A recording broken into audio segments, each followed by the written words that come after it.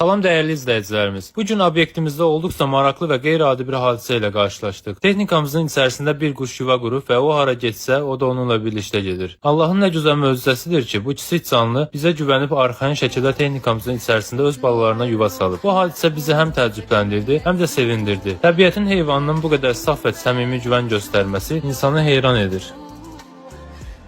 Qur'an oxuduqda qovulmuş şeytandan Allaha sığın.